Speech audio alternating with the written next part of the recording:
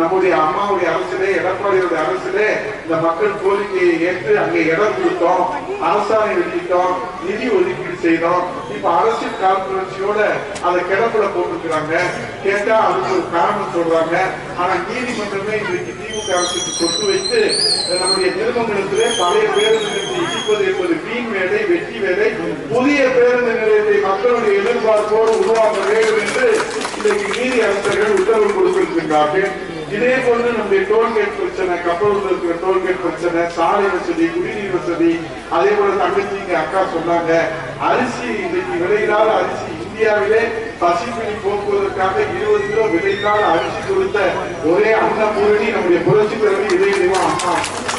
அன்றைக்கு கொடுத்த அரிசியை நம்ம மனுஷங்க சாப்பிட்டோம். இன்னைக்கு கொடுத்த அரிசி கோழி கூட சாப்பிட மாட்டேங்குது. சாப்பிட்டா அதுக்கு முடியல, அதுக்கப்புறம் ஆஸ்பத்திரிக்கு தூக்கிட்டு போக வேண்டியதா இருக்கு. இப்படிப்பட்ட ஒரு நிலைமையில தான் இன்றைக்கு நாடாளுமன்றத்துக்கு தேர்தல் வந்திருக்கு. இப்போ இங்க நம்முடைய விஜய பிரபாகரன் தம்பி எதிர்த்து யாருக்கிறான், ஒரு அக்கா புதுசா வந்திருக்கிறாங்க. இப்ப அவங்க 15 நாள் இந்த விருதுநகர் பாராளுமன்றத்துக்கு காட்சி கொடுத்துருக்கிறாங்க. சுட்டி அவங்களுக்கு வசனம் எழுதி கொடுப்பாங்க, இப்படி இப்படி பேசணும், இப்படி இப்படி நடிக்கணும் அப்படின்னு. அந்த 15 நாள் ஷூட்டிங் முடிஞ்ச உடனே பேக்கப் பண்ணிட்டு சென்னைக்கு போயிடுவாங்க. நீங்க சென்னைக்கு போய் கதவு திறந்தாலும் திறக்காது, டெல்லிக்கு போய் கதவு திறந்தாலும் திறக்காது. தம்மை விஜய பிரபாகரனை, இந்த மண்ணின் மைந்தனை, அவருடைய இதய கதவு உங்களுக்காக திறந்திருப்பதை நீங்க நடத்த வைக்கிறாங்க. ஆகவே 15 நாள் அந்த அக்கா வரட்டா அவங்க வாட்டில ஷூட்டிங்ல மேலையில ஸ்டார்ட் அப்படின்னு சொல்லுவாங்க. அப்புறம் கேட்ச் அப்படின்னு முடிச்சுடுவாங்க. அப்ப எப்ப ஸ்டார்ட் ஆயிடுச்சு, ஒரு 4-5 நாள் இருக்குது.